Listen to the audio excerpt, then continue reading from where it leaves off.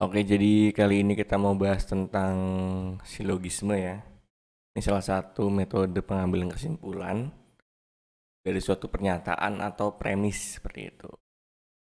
Jadi pernyataan itu disebut juga sebagai kalimat deklaratif, artinya dideklarasikan ya, yaitu kalimat yang bisa bernilai benar atau salah, dinilai dari kalimatnya, bukan dari kesimpulannya.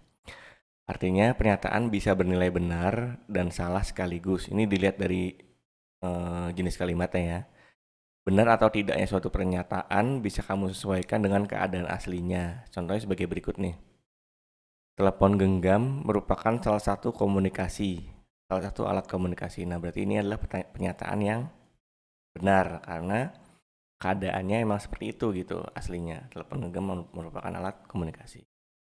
Nah, terus yang kedua, semua ikan bernapas menggunakan paru-paru. Nah, ini merupakan pernyataan yang salah. Karena pada keadaan aslinya itu belum tentu semua ikan bernapas dengan paru-paru. Ada juga yang bernapas dengan menggunakan insang ya. Nah, ini beberapa metode pengambilan kesimpulan yang sering keluar. Yang pertama itu adalah modus ponens. Modus ponens itu mengikuti aturan berikut. Nah, premis pertama itu jika P itu menjadi Q, terus yang kedua itu premis keduanya itu adalah P ya kan, maka kesimpulannya adalah Q. Ini standar ya. Terus yang kedua modus tollens. Penarikan kesimpulan dengan modus tollens mengikuti aturan berikut ini. Nah, jika P itu menjadi Q atau itu adalah benar dan negasi Q itu benar, maka negasi P itu benar dan bisa ditulis premis pertama P menjadi Q ya kan. Terus premis kedua jika negasi atau negatif Q, maka kesimpulannya adalah negatif atau negasi dari P gitu. Nanti kita lihat contoh soalnya ya. Terus yang terakhir atau ketiga yang bisa keluar itu silogisme. Silogisme itu merupakan penarikan kesimpulan dari dua pernyataan implikasi. Aturan silogisme adalah sebagai berikut. Jika P menjadi Q itu benar dan Q menjadi R itu hasilnya benar, maka kesimpulannya P menjadi R adalah benar atau dapat dinyatakan dalam bentuk premis sebagai berikut nih. Premis 1, P menjadi Q, premis 2, Q menjadi R, maka kesimpulannya adalah P menjadi R. Oke, kita lihat contohnya. Jika bahan kaos yang digunakan adalah katun, ya kan, maka penjualan kaos akan meningkat. Nah, kita lihat, kita bikin ini ya, apa namanya? Kata kuncinya katun, kaos akan meningkat ya. Terus jika penjualan kaos meningkat, maka penjualan kemeja akan meningkat. Kaos meningkat, maka kemeja akan meningkat. Nah, terus ada premis lagi nih.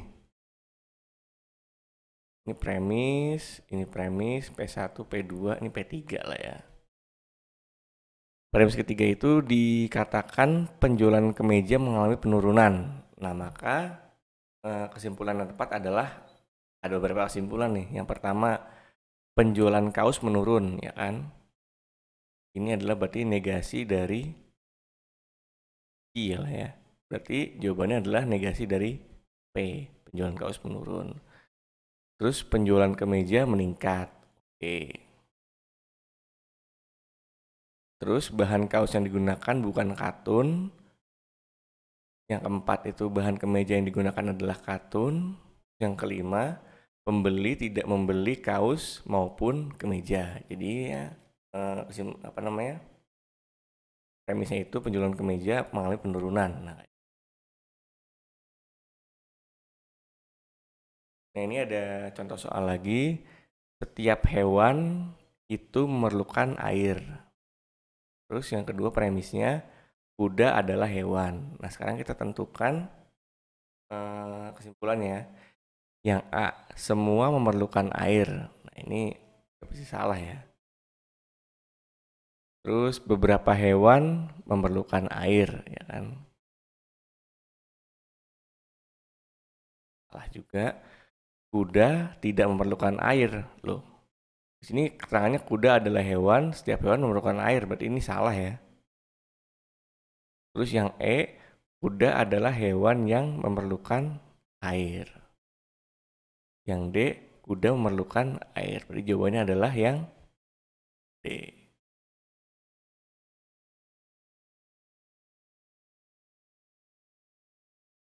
Kalau selanjutnya, semua yang mudik lebaran harus memiliki SIKM. Nah, premis keduanya, Kia tidak memiliki SIKM. Berarti jawabannya adalah, ini adalah min, di sini premisnya P ya kan, menjadi Ki. Di sini adalah min Ki ya, negasi Ki gitu. Berarti jawabannya adalah negasi dari P. Negasi dari P itu adalah semua yang mudik lebaran harus memiliki SIKM.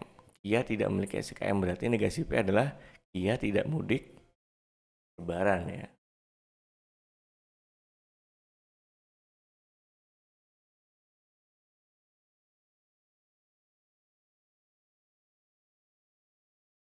Selanjutnya, jika setiap warga mematuhi prokes, maka wabah akan segera teratasi. Terus, jika penyebaran wabah dapat dihentikan, maka situasi akan kembali normal. Nah, pertanyaan A, jika wabah dapat segera diatasi, maka situasi akan kembali normal. B, situasi akan kembali normal bila wabah dapat segera teratasi.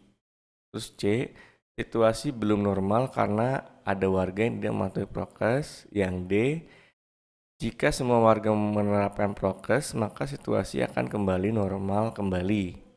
Maka situasi akan normal kembali. Yang E, jika ada warga yang mematuhi prokes, maka situasi belum normal. Ingat, ini berarti salah satu modus silogisme.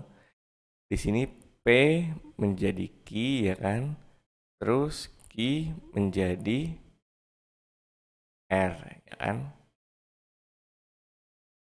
Berarti simpulannya itu P menjadi R kan.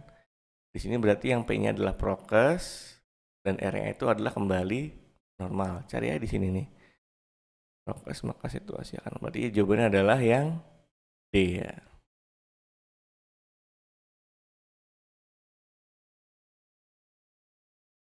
Terus selanjutnya semua siswa bersepatu, sebagian siswa berdasi. Jadi jawabannya adalah, kalau ada kata-kata sebagian, kita ambil yang sebagian nih. Berarti jawabannya bisa A, B, C, sama yang D ya. Semua siswa bersepatu, cari yang bersepatu, berarti yang ini sama yang ini. Bagian siswa berdasi, berarti jawabannya adalah yang C ya. Bagian siswa bersepatu dan berdasi. Kalau yang D salah nih, tapi tidak berdasi. Di sini kan nggak ada keterangan tidak berdasi ya kan.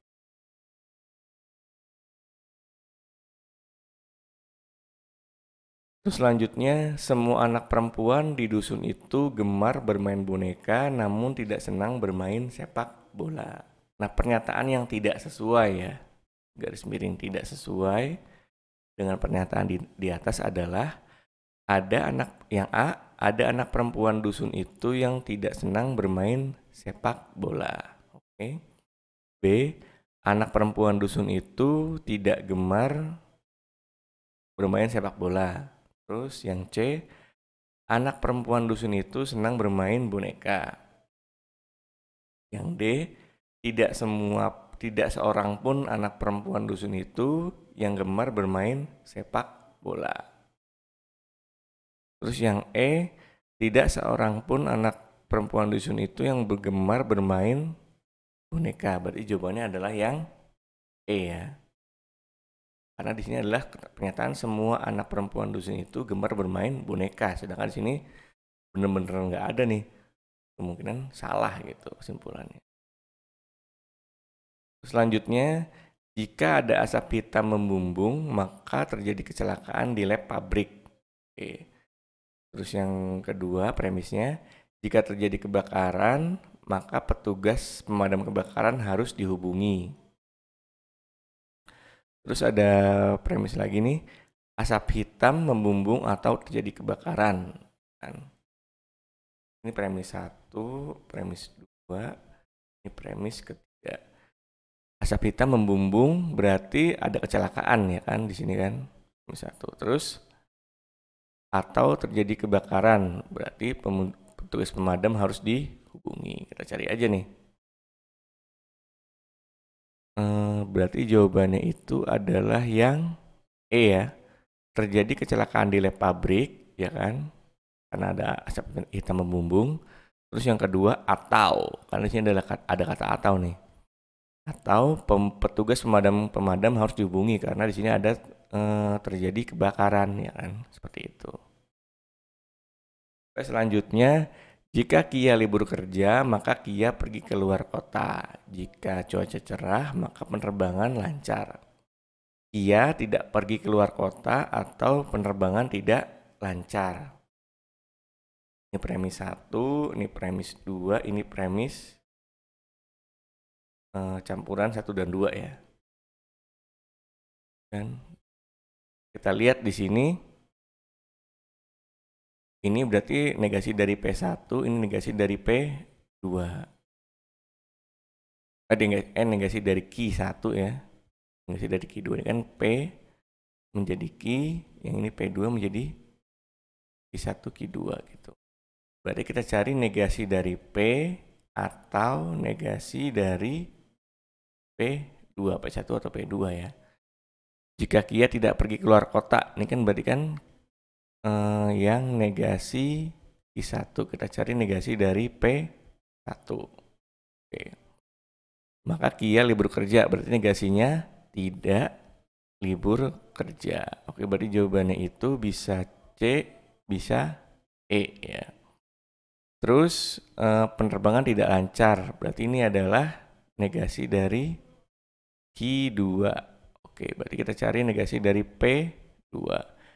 Jika cuaca cerah, berarti jika cuaca tidak cerah. Berarti jawabannya itu E, salah ya, bukan ya.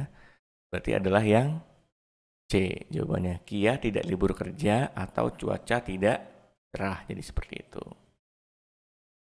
Oke, terima kasih teman-teman. Segitu dulu aja materi tentang silogisme. Semoga membantu teman-teman semua. Terima kasih.